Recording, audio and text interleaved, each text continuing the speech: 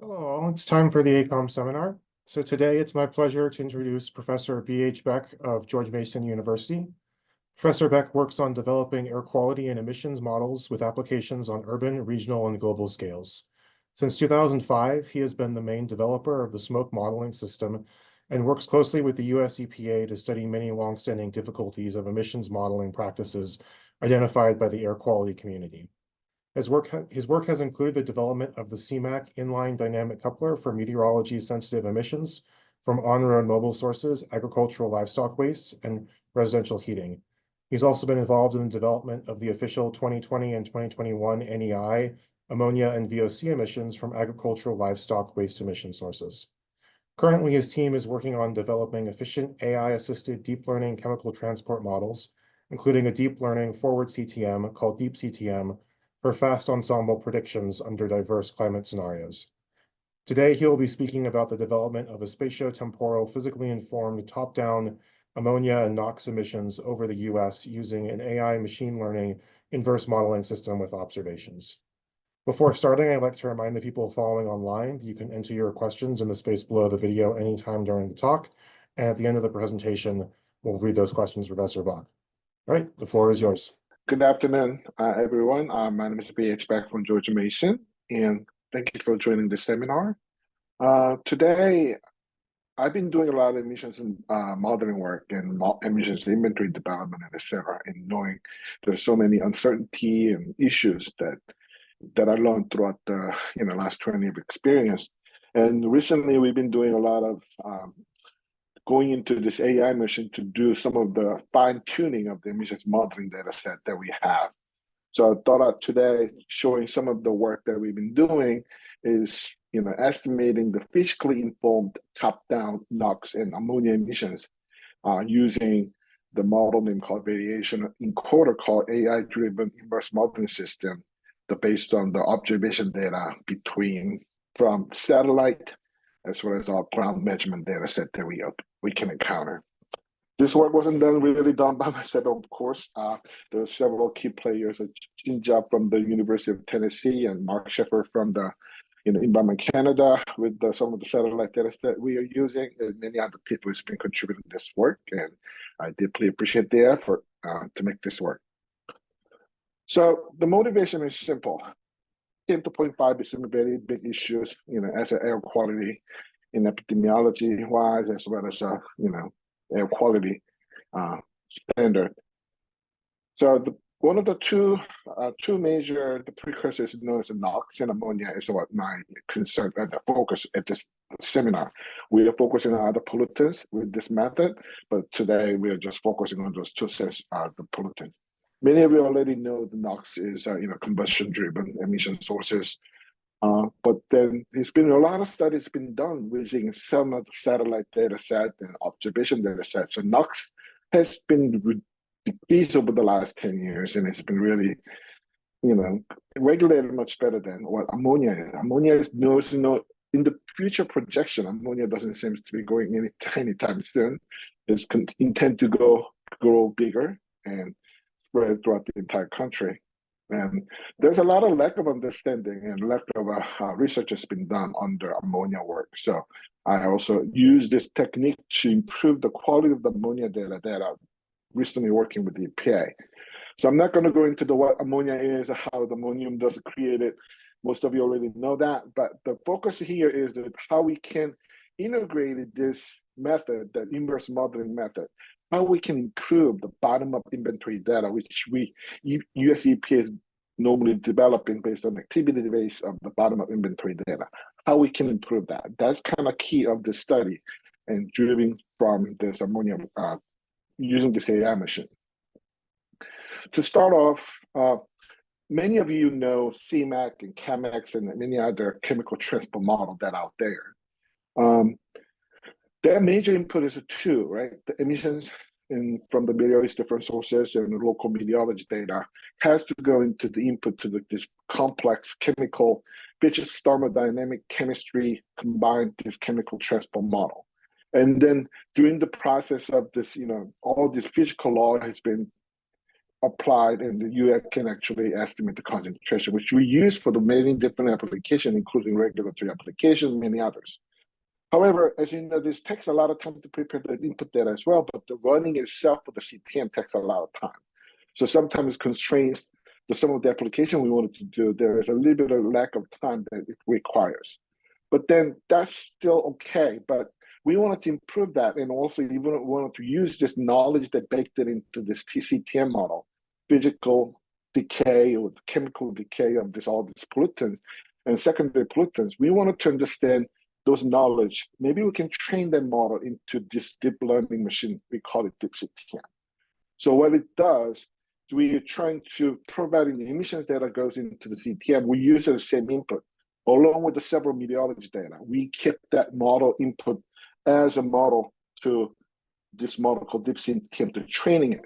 So as the model is running and learning how to connect it's a supervised tree-based model. So you actually train the model with emissions and meteorology data and how the concentration is estimated. And once the training is done, this is where the key of the study.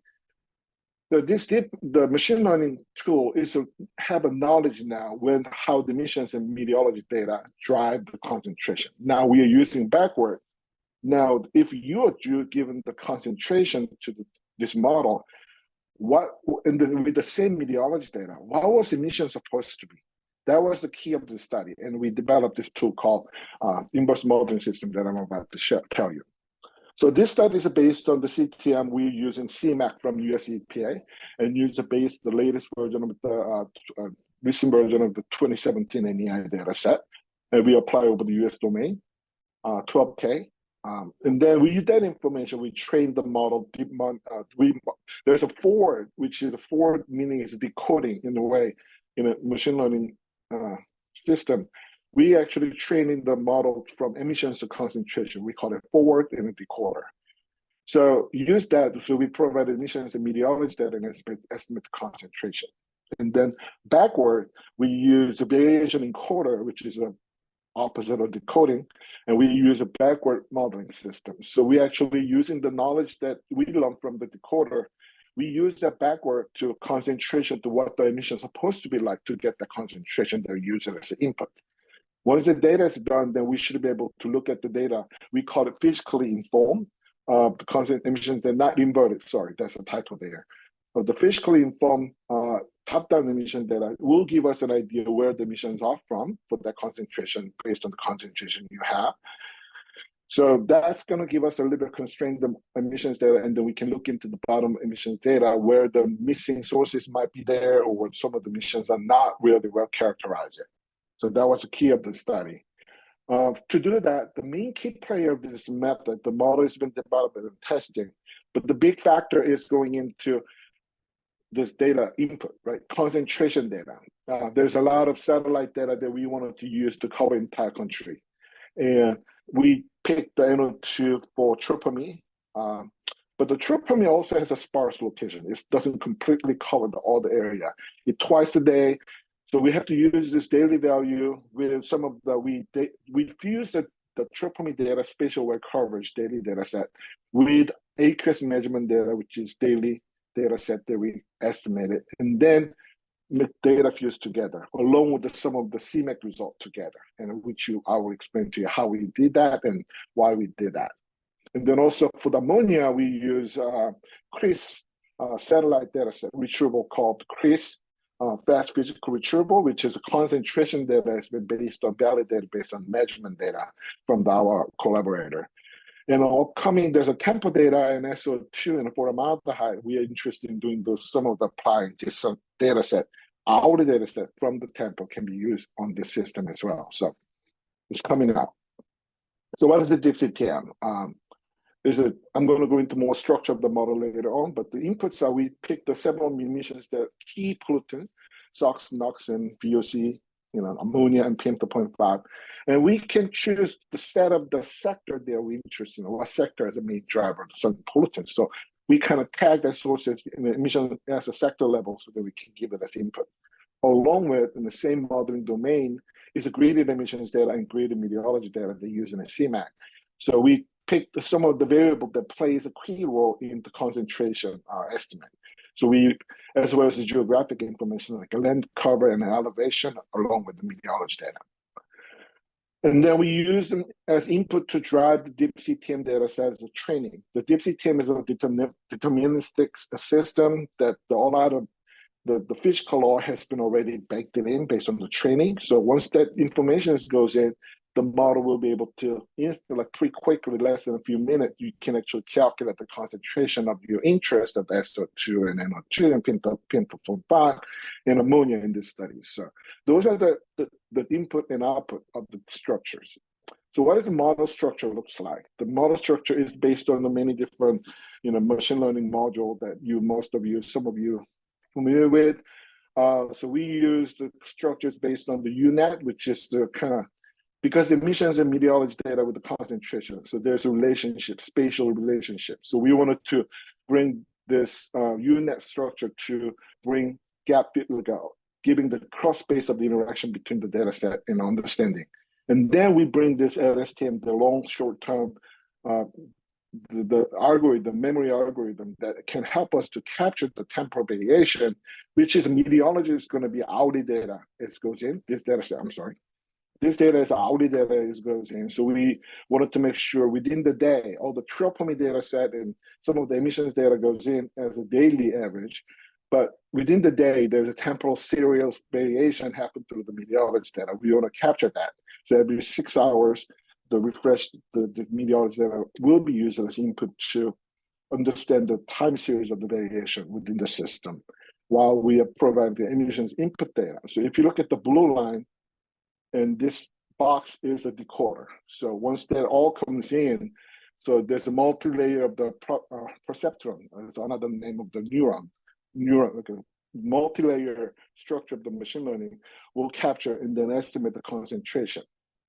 And then later on the concentration, like what we are seeing on the top, instead of the emission and meteorology as the input to this model, now at the encoding, you can actually feed the concentration as the input, while the meteorologists are still the same. So once the understanding the variation within the hour with the concentration coming in, we should be able to estimate the daily emissions data, what was supposed to be based on the meteorology and the concentration data we are in. So to do that, we need to train the model. This one is only for the NO2 for now, but let me show you for the decoding part, which is the emissions to concentration training. We use 2019 and then 2020.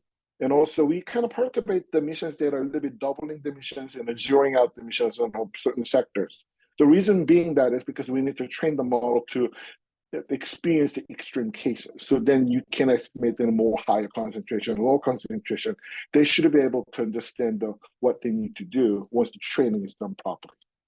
For the encoding part, we need to have to bring some of the satellite data with the observation data fused, so then you cover the entire domain. Daily concentration need to be created, so then we can train the model to do the proper encoding step. So this is one of the snapshot of the one day, July 6th of 2019, of the differences. And one on the left-hand side is spatial distribution of that certain hour. And without running the CTM, we actually train the model, and then we pick one of those dates and then do the cross-validation. And we were able to capture the spatially well cover. So we believe this NO2, the performance of the decoder, it seems to be doing very well. There's some slight decrease on the underperformance of the higher concentration, but in general, the R square is a 0.9, which is high. And we believe this does well work. And then also this CTM is not only surface concentration only. We actually look into the layer. Sorry for the messed up here.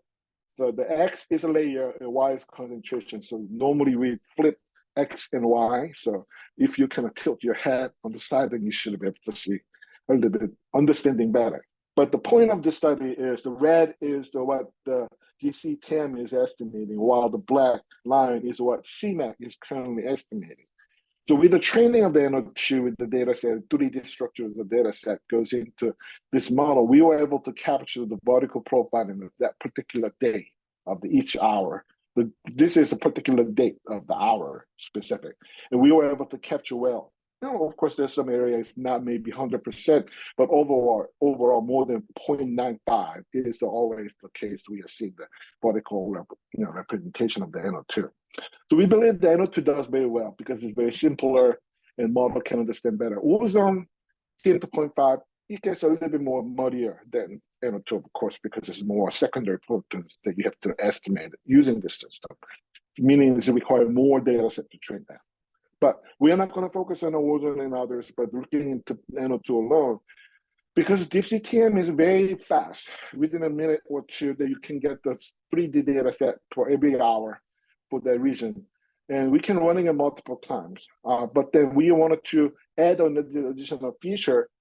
So by perturbating the run, by reducing each feature, which is input data, by 20%, you can run multiple scenario run. And then once the outputs comes out, you can actually combine all together and create this plot as you see here.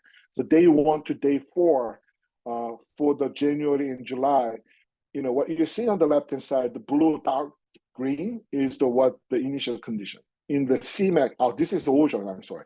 I thought I was putting the NO2, but it's actually ozone responses.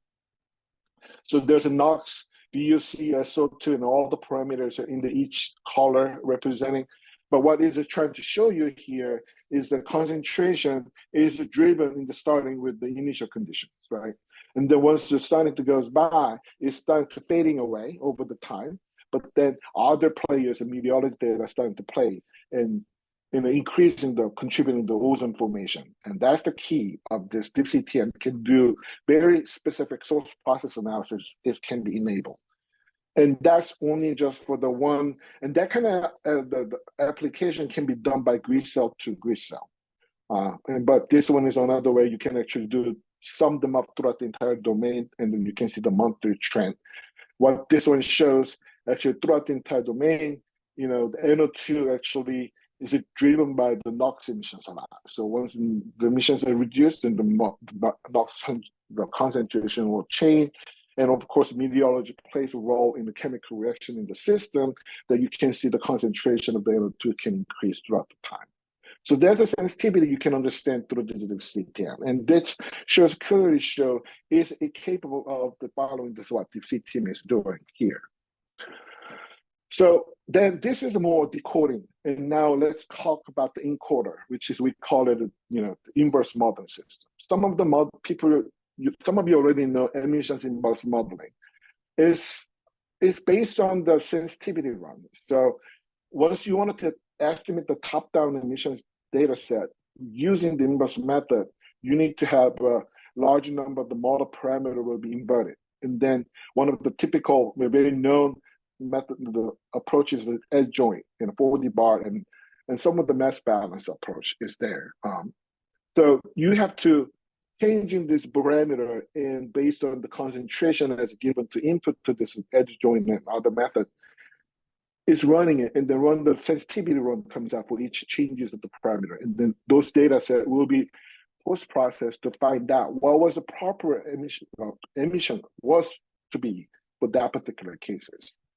So in a way, the VAE, we call it the variational encoder, is the encoding system that we're going to do. The reason we call it is the goal is very same, right? The top-down emissions data. But what is the difference between the edge joint and this approach is this is not inverted as what the parameter changes. This is actually based on the physical information that from the DeepCTM. We use it as a back calculated emissions data. So it's more like physically informed top-down emissions data based on the physical law in the CTM between those variables. And also because of the training, so once the train takes time and effort and the computing resources needed, but once the training is done and once you feel good results coming out, and the fast processing, it's a few minutes, you can actually get the result in a couple of minutes without running for hours and days of the run. So we believe it has a lot of potential. It can be implemented in air quality forecasting, refreshing the emissions with this method, and then feed back into the forecasting work and do the proper simulation for the better accuracy of the forecasting for the next 72 hours. That's something that we're kind of interested in doing, moving forward to doing and applying this method into the system. So what is the VA? So variational autoencoder is what the name is for. You look at the model structure earlier, it's a kind of backward. So when you saw earlier, the decoder is doing all the work from beginning from emissions concentration. And then once the concentration, predict the concentration, with the satellite data, will be going into encoder based on the same information, the backpropagation information that help you to recalculate, to estimate the emissions when they're based on the concentration. And then we can compare those. And there's the discrepancy. So we're using two loss terms here, the posterior and prior deviation of the emissions with the prediction and the data, the concentration differences before and after. With that information, we should be able to get this daily concentration pretty quickly. And this work has already been published through with one of our colleagues. So if you're going into a little bit more in detail in the data flow, first in decoder, you have to train the model with the constant emissions, with the meteorology data, and then estimate the simulation of the concentration and using CMAC involved. And then those information will be going to the decoder and then get trained. And then later on, the encoder will use the predict the concentration to convert it back into emissions and learning how they are linked together and how their relationship is spatial and temporally. And then once the model is trained as an encoder, the EA will be able to take the input data as the observed concentration will go in, and then estimate the posterior emissions data coming out as a result. And that's the result that you're about to see in this presentation. To do this BAU work, you do need what is the key input. Is a CTM model. We know they are well characterized in a physical form and chemistry in a way. It needs more work in the future, I'm sure of it, but then it's well designed, science basis, the state of art, the information, the physical law is in the CTM. However, what is the main key of this outcome is really driven by what the concentration data will goes in. Because if you put in a wrong data set, then it will estimate it wrong. Whether you know very well understood in the relationship, if you put the wrong concentration and not well designed, then you get the wrong result. So we spend a lot of time on a concentration map that goes into as input to estimate the top-down emissions data that are physically informed. So we use a data fusion name called the tree-based model called LightGBM root, which is developed by Microsoft. So this is not just using the multiple data set, as you see, the NO2 column total from TripleMe, and some of the NO2 measurement data from AQS data set, as well as the CMAC result that we have. It's not just three of them combined together. We believe there's the variation is happening. So we believe with this LightGBM machine learning will allow us to do, based on some of the day of the week information and other meteorology data, this goes in as a part of the input to this LightGBM, allow us to get the more realistic array of the concentration, allow us to fusing these three different types of data set can be fused and develop mostly spatially well continuously cover concentration data for this input to this model. The reason we bring one of the CMAC result in this concentration data from here is, as you know, the TripleMe covers it, but there's some missing gap area. But we brought AQS to strengthen the quality of the data set over the city area where there are a lot of AQS measurement data. So 55% of the data set is AQS. But as you know, those measurement data is mostly centralized and focused densely populated within the city area to looking at the concentration where people's most emissions are coming from polluted area. Rural area, however, there's a limited data set that you don't really have. So when you're doing this data fusion between these two different data sets from TripleMe and NO2, you often lack of the representing this rural area has no data set to govern. So there's no data we can come up with. So what we did was using CMAC, NO2 concentration data to cover those areas to be represented and more properly than leave it out without any data representation. So those three data has been used and create a daily all greaser concentration data has been created. And then we wanted to look into NO2. So this study has been funded through the NOAA study and looking into how pandemic is impact on air quality. That's where the project is goal started. So we wanted to look into applying this method with the 2020 and 2019 satellite data with the AQS data set, with the CMAQ data. We developed concentration data. And then we wanted to compare as to what it looks like. So with the output wise, we compared them. So spring and March and May, you can see the significant 2020 minus 2019. So if you see the negative, that means the 2020 is a lower, the NO2 concentration. So we are seeing a significant drops in this period where the pandemic started in March through May. So it does seem like there's a concentration estimate from this work seems to be reasonably well represented, but it is driven by the troponin data set as a major key data set to drive this big, to see the differences. And we also apply looking into the concentration between AQS. Actually, we compared the data that we developed with the AQS data set, which we fused together. So, they do show the results are very compatible. So these are monthly comparisons of the delta NO2 between 2019 and 2020 as well. So with that, the input data we created and we drive the model for 2019 and 2020. So we run an entire year with the BAE encoder. So if you see the one on the left is the CMAQ. What this is like, you ran a CMAQ with the bottom-up inventory data from 2019 and then projected 2020 pandemic time of the NO2. So there should be a lot of emissions that be reduction has to happen. And then we run the CMAQ on those two different scenarios and then do the differences of the NO2. And you see there's most areas of reduction of the NO2, but there's some areas, Chicago and Dallas region and some of the Utah, and like Arizona area, there is some increase of the NO2 instead of reduction. And then when you look at the satellite, it's significantly reduced on the eastern side. As you can see, NO2 reduction is a lot more significant than left-hand side.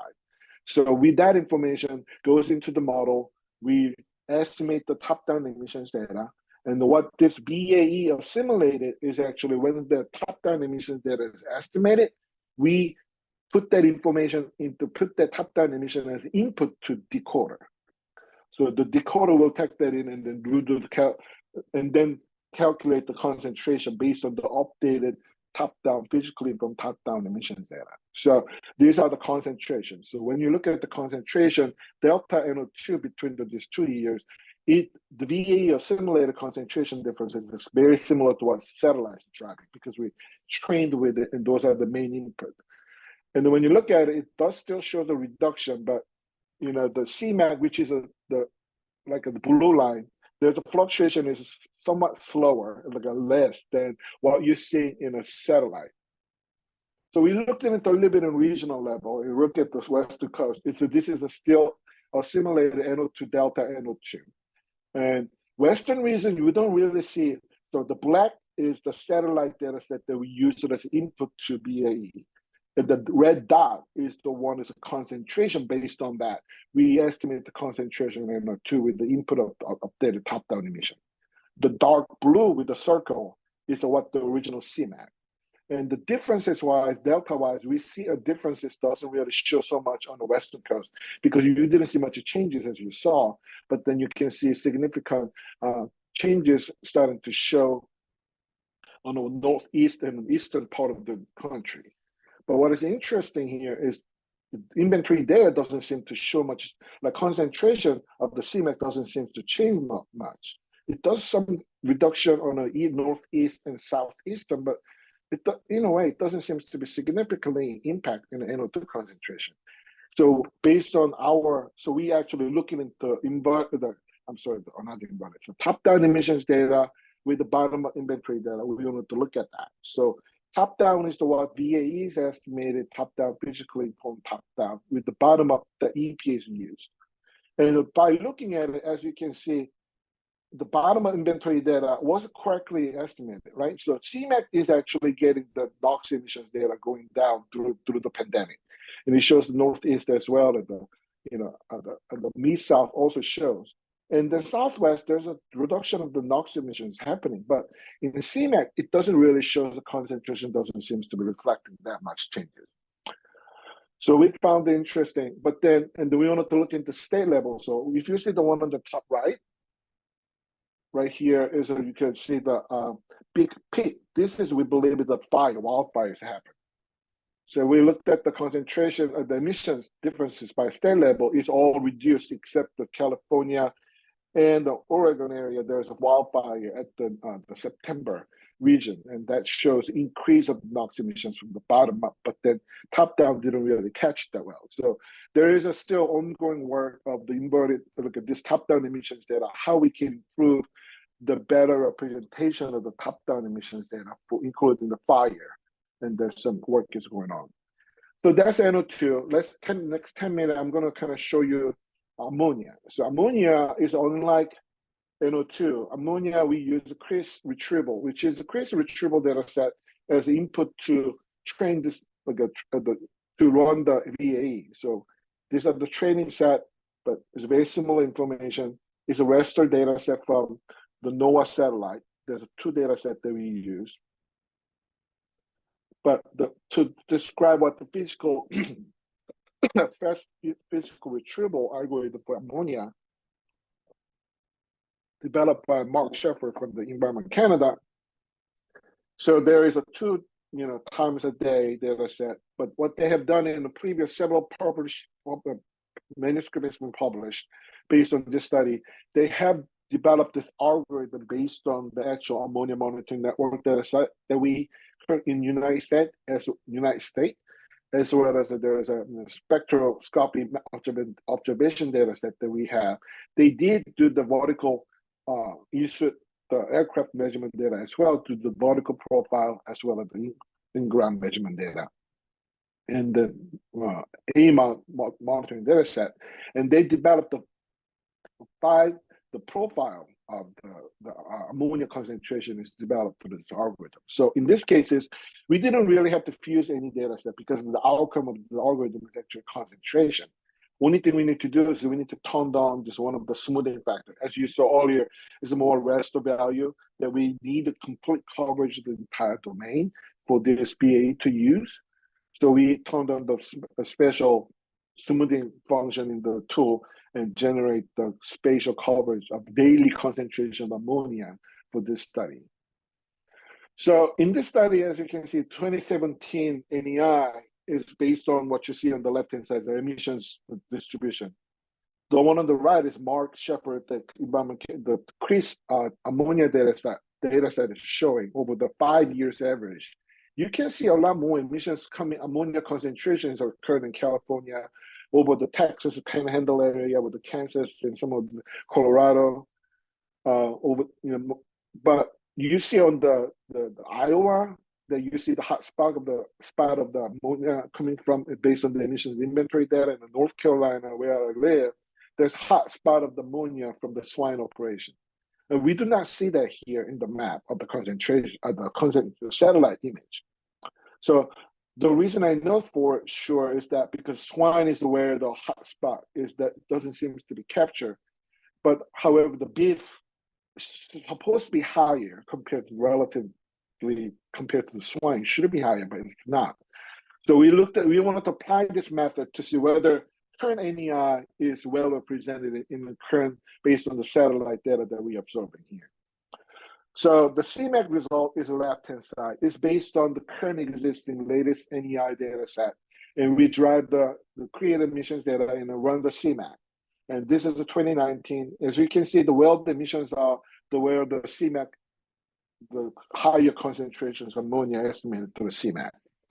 And California from the dairy industry is definitely play a critical role here. In Iowa and North Carolina, hotspot. However, when you look at the satellite in 2019, we don't see that. And with that satellite information, we estimate the top-down emissions data, and then we apply to the decoder to calculate the simulated ammonia concentration. They follow the very similar to satellite. So we looked into whether they're compatible. And these are the entire year domain total emissions concentration compared between the satellite-driven VA assimilated with the CMAC. The blue dot you can see is the CMAC simulation based on current ammonia emissions data set. And ammonia concentrations definitely show the seasonality, as you can see. It's a lot more during the summertime because of warm, hot weather. But then the satellite seems to show there's a seasonality somewhat, but doesn't really clearly show the one spot is, which month is the highest in that sense. So we look into regional level. So then west, southern, southwest and Great Plains region, it still shows the high emissions. The blue is the NEI emissions. So this is the bottom-up emissions data from EPA. The red is what top-down emissions from BAE. The western region, they capture well, and southwestern, there's a discrepancy, but the pattern of the monthly patterns are similar, more warmer, more high emissions data. And Great Plains seems to be earlier peak than what the EPA NEI is using, because EPA is using monthly profile to estimate the emissions total. So you can see the very similar pattern throughout the entire region, while BAE top-down emission shows otherwise. And especially the northeast and southeastern region is a lot drops in the summertime. We don't see a peak. It peaks happening a little bit more, earlier season and last, during the season of the summer. We believe there's some humidity or the precipitation is play a role of the emissions reduction because of the emissions coming from a lot of application of the waste has been spread on the ground. That seems to be the reason why we don't see much of a big peak. But then yet, when you look at it, the post-heat emissions that CMEC is using the Iowa and North Carolina, while we don't see much of a hot peak spot here. So we looked into which other sector is within the emissions data, which emissions animal type is actually contributing the most in a discrepancy-wise. So we look at the bottom-up inventory data from NEI and then top-down, and we were able to calculate the sectorized, the top-down emissions data for the animal specific, so swine and beef cattle. And as you can see, the blue on the right-hand side, that means the top-down is way underestimated, right? So the top-down is a lot underestimated. Maybe, hold on.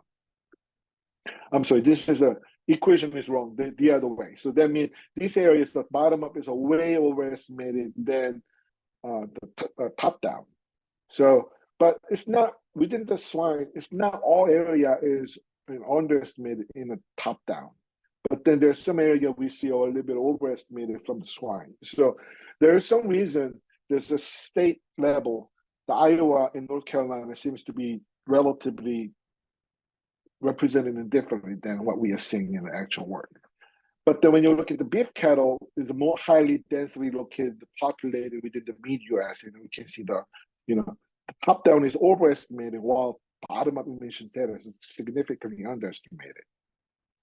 So what does that mean? So briefly mentioned earlier, I've been working with the US EPA for generating the top-down bottom-up emissions inventory data for EPA for the official version. And that data is driven by this model named the farm emissions model. It's a great model, has been published through one of the Rob Pinder back in 2005, and it has been updated to apply for other pollutants like swine, feed, the poultry animal sectors. This emissions farm model is the process-based emissions model that takes care of the emissions data from housing, storage, and application.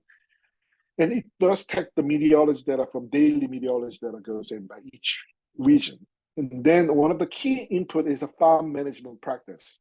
There is a lot of information about what kind of farm management, what kind of application, what kind of grazing. There are many different types of the application method they've been used throughout the different regions, by the area, by the state. So that information is based state specific. So those information has been added on to this run to generate the entire 3,000 county in the United States. But obviously there's a misrepresentation of some of the emissions data.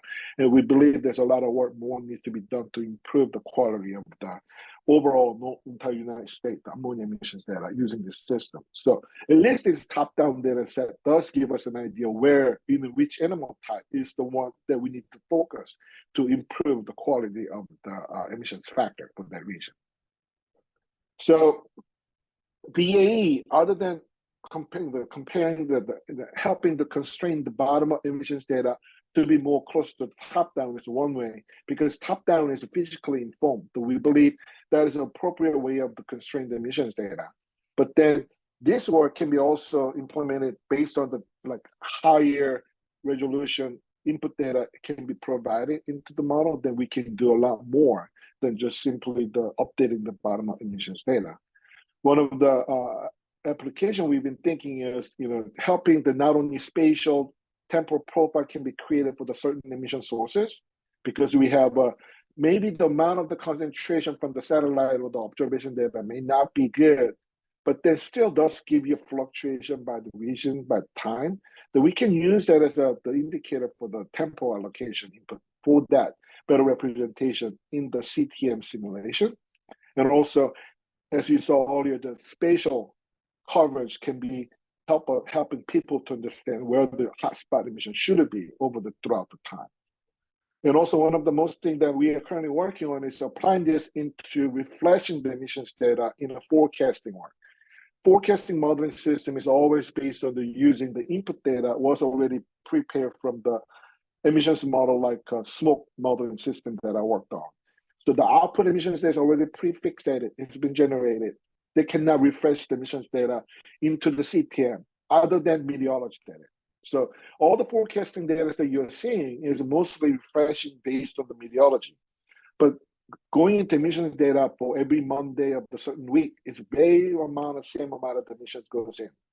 So there's no sense with the dynamic coupling there, but it does still work. But then if we bring this almost near real time with the tempo data set has NO2 and other pollutant measurement data, we can use that as an input to redrive the emission data can be refreshed with the forecasting system. We believe that will increase much better representation and it could increase the forecasting could be much better with higher accuracy down the road. So that's something that we're currently working on to improve that.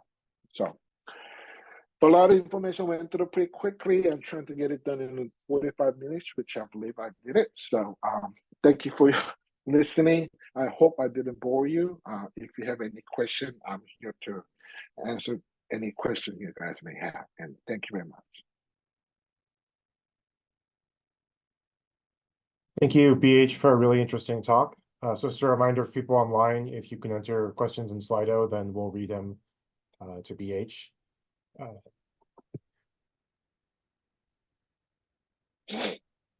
So we've got one from Beiruz. My question is whether you have tried conditional VAE in this project in a way that, for example, incorporate an inverse emission inventory or satellite data to the training phase. I'm sorry? Whether we have tried. Yes.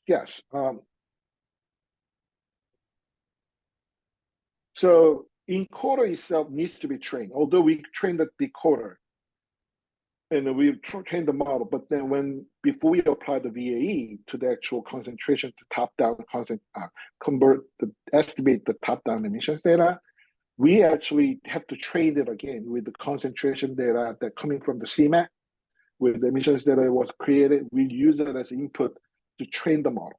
And so, but we haven't really using the satellite data to train that because this is a supervised modern system. So we don't want to bring another satellite data that does not really associate with the actual emissions data. It's kind of, it can be a little bit more confusing, and I don't think it's the right way to use this BA application. So we didn't do that. We normally use the CMAC result with the emissions data, and we train the BA model, and then we feed the satellite image data that we develop as input to estimate the top-down emissions data.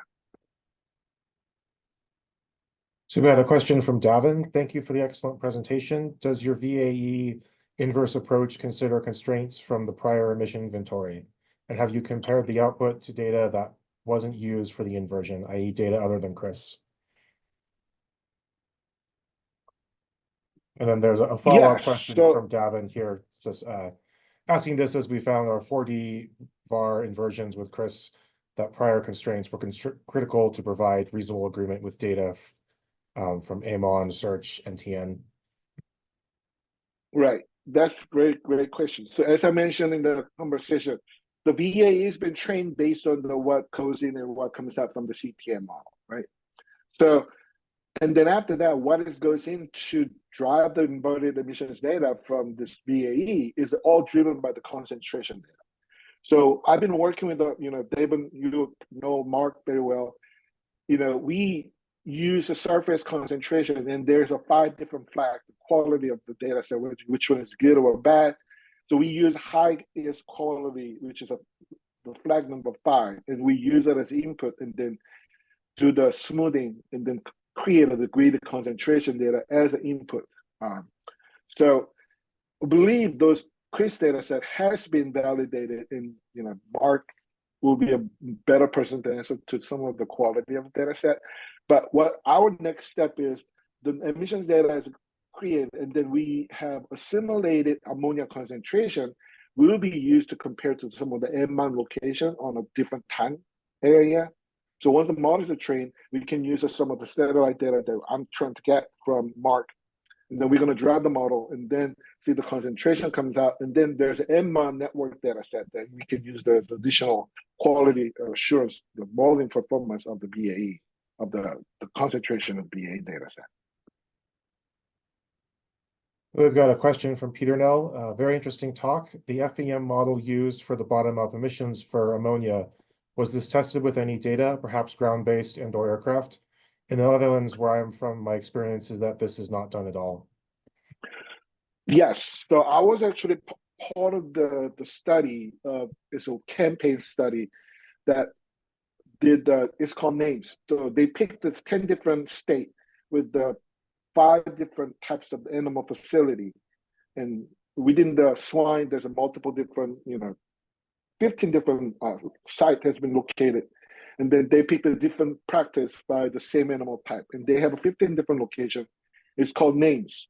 And they had done it 15, 20 years ago, they did that. And then their data got hold up in a political reason. Wasn't available until a few years ago. So that data is actually continuous 2 hours measurement data from the specific confined building.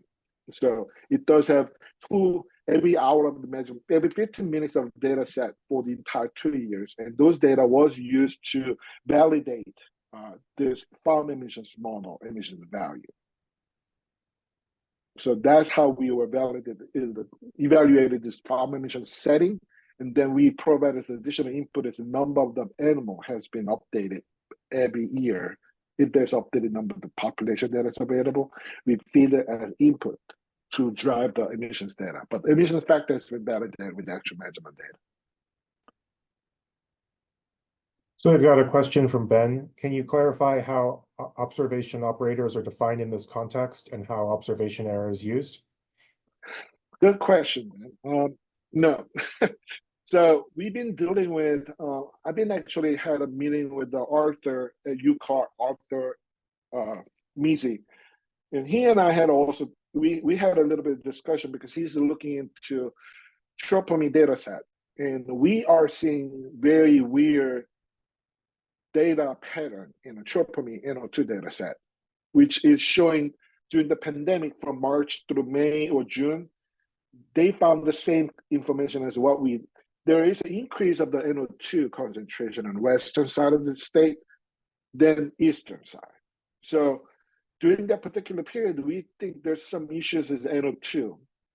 They did use some of the uncertainty parameter as their study, but the live GBM that we use out of the model period and model the meteorology data and the ChemX data, the CMAC data and observation data together, but we didn't really encounter this uncertainty yet. So next thing is we're trying to incorporate this machine learning live GBM to add another uncertainty, constraining uncertainty information.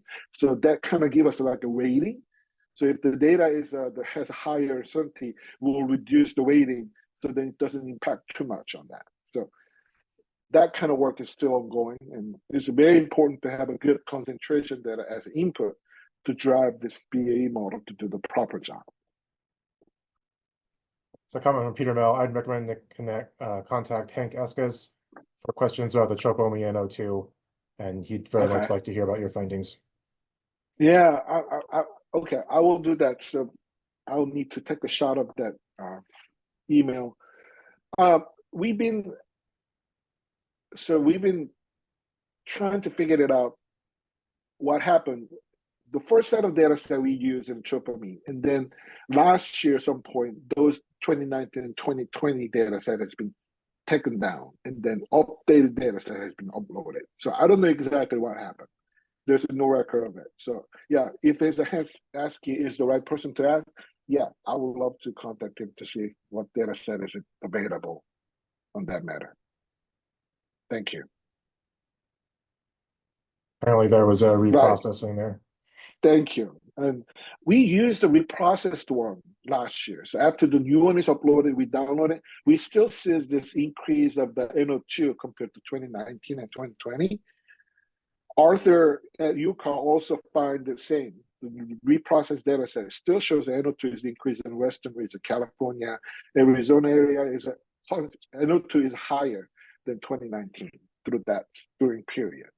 So I will definitely share some of our finding with the Hank, and then see whether there's another light of shine of the light can help us to go through this, because we really having hard time to reconcile this behavior of the input that drives the top-down emissions data. Without it, we can really constrain the bottom emissions data without the proper concentration data to help us to develop the top-down emission. Thank you. Will do. Are there any other questions for the audience? If not, let's thank BH again for a great talk, and we'll see you next week for Alex Gunther's seminar, both online and in person here at AECOM. Thank you. Thank you.